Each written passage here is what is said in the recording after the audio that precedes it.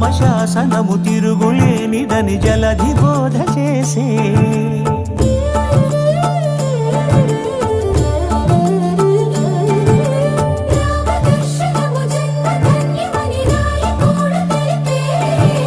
రామరాజ్యమే పౌరులందరిని నీతి బాట నిలిపే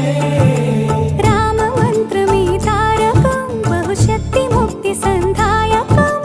రామనామమే అమృతం శ్రీరామ కీర్తనం సుకృతం ఈ రామచంద్రుడే లోక రక్షయని అంతరాత్మ పలికే